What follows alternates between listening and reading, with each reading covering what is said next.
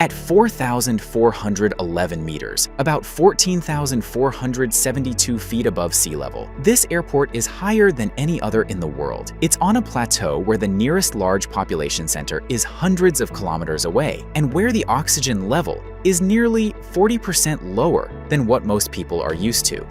Despite all of that, commercial flights land and take off here every day. What makes this even more unusual is that it didn't exist until recently. In less than 3 years, a full-scale airport was constructed in one of the most difficult terrains on the planet. So why would China build an airport here, and how did engineers manage to make it work under conditions that most aircraft, machines, and people are not designed for? That's what we're going to look at. China has spent the last few decades building infrastructure at a scale and speed unmatched anywhere else. High-speed rail lines now stretch across deserts, bridges span deep mountain valleys, and entire cities are connected by networks that didn't exist a generation ago. These projects are not just about convenience, they're about proving that geography can be managed, even in the most difficult terrain. But one of its most unusual projects is not a railway or a bridge, it's an airport. A functioning airport where both people and machines struggle just to operate is something else entirely. This is Daocheng Yading Airport, part of China's push to connect areas that have long been isolated. So why would China take on such a huge challenge? To understand the decision, you have to look at the setting. Daocheng County is located in the far west of China's Sichuan province, within the Garzei Tibetan Autonomous Prefecture. The region is known for its high-altitude valleys, broad grasslands, and the Yading Nature Reserve, a protected area of alpine peaks and glacial lakes that has become one of the most photographed parts of western China. For visitors, it's often described as remote, unspoiled, and culturally significant. But until recently, it was also difficult to reach. Getting from Chengdu, the nearest major city, to Daocheng by road took nearly 2 full days. That meant navigating hundreds of kilometers of mountain roads, many of which were vulnerable to weather, erosion, or poor maintenance.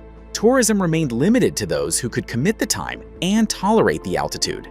For the Chinese government, building an airport was not just about reducing travel time. It aligned with its long-term national goals of connecting rural regions to larger cities, promoting economic development in inland provinces, and improving access to public services. Daocheng had been largely cut off from modern transport networks, and the terrain ruled out high-speed rail. Air travel was the only viable option. But building an airport here wasn't just a matter of pouring concrete and setting up a terminal. The location chosen was not only far from urban infrastructure, but also well above the altitude where most people or machines can work without trouble. The decision to build here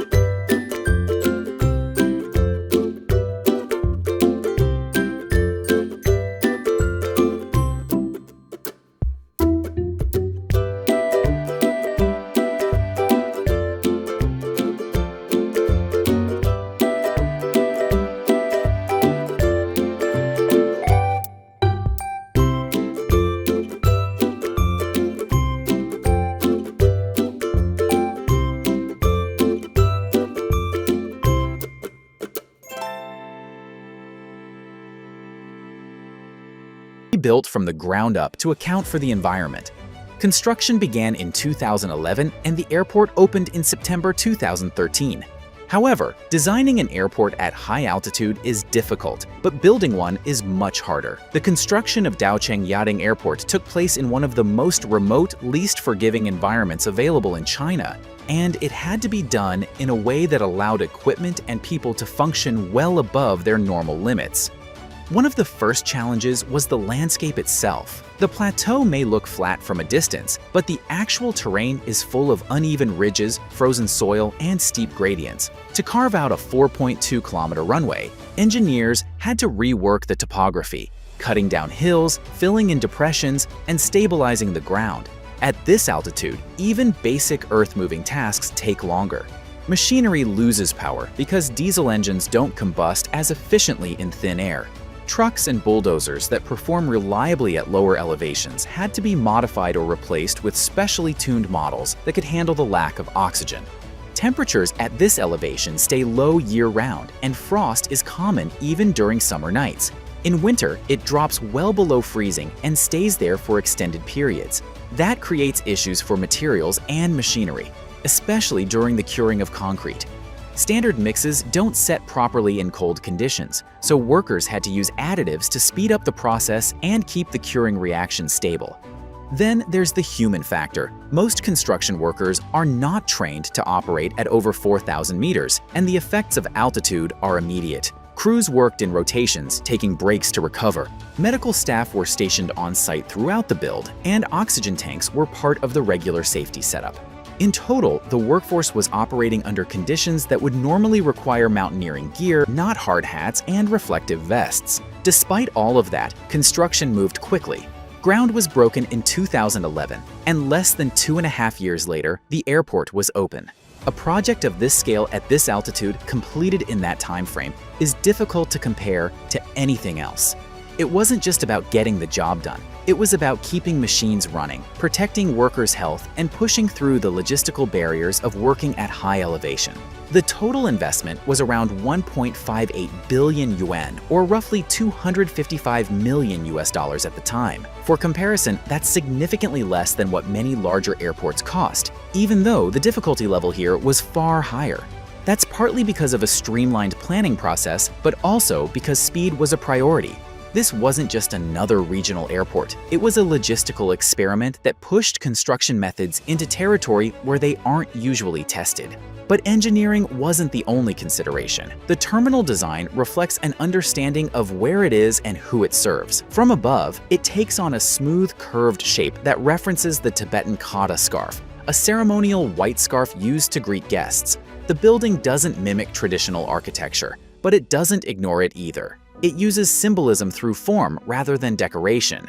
Functionally, the terminal was built with altitude in mind. The layout minimizes walking distance, keeps temperature regulation simple, and maintains visual clarity to reduce stress on disoriented passengers. Inside, oxygen supplies are available, and rest areas are positioned for people who may need time to adjust before continuing their trip.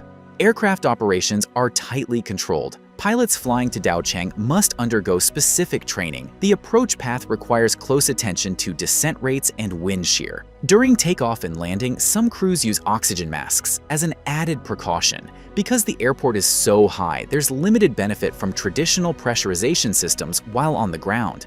Flights in and out are often limited to daylight hours. Low visibility and rapid weather shifts make night operations risky. Aircraft types are chosen based on performance at high altitudes. Planes like the Airbus A319 are common here, and they often fly under capacity to reduce weight. Fuel loads are calculated carefully, accounting for the fact that takeoff distances are longer and climb performance is reduced. These are not small adjustments. They're operational changes built around the limitations of the environment. That's what makes the airport stand out. It's not just the highest, it's functional in a place that requires an entirely different set of rules. Since it opened, Daocheng Yading Airport has changed how people reach the region. Travel time from Chengdu dropped from 2 days by road to just over an hour by air. That shift made short trips possible, opened the region to year-round visitors, and brought stability to supply chains that once had to plan around road closures and seasonal access.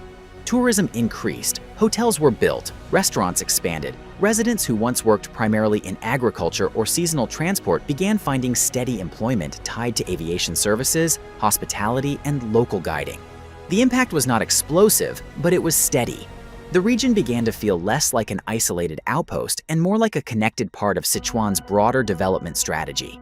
That's part of a larger trend. China has built several high-altitude airports across its western provinces. Each one serves a similar role: reduce geographic isolation, provide faster access to remote communities, and support regional planning goals that prioritize integration. These airports are not built for show. They fill in the map.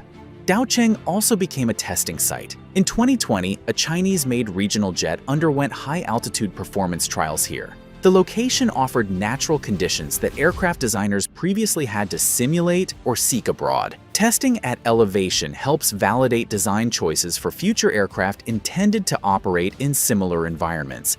However, not everyone sees this kind of infrastructure as purely beneficial. There are concerns about environmental pressure, especially as tourism expands. Yading Nature Reserve is a protected area, and managing visitor numbers without damaging ecosystems is a constant issue. Some critics also question whether rapid development in high-altitude regions puts too much strain on local culture and resources. These are ongoing debates. Still, the airport has held up. It continues to operate safely, and it has met the goals set out at its launch. It didn't erase the challenges of the region, but it made them more manageable, and it demonstrated that high-elevation aviation is not limited to emergency airstrips or military outposts. It can be part of everyday transport.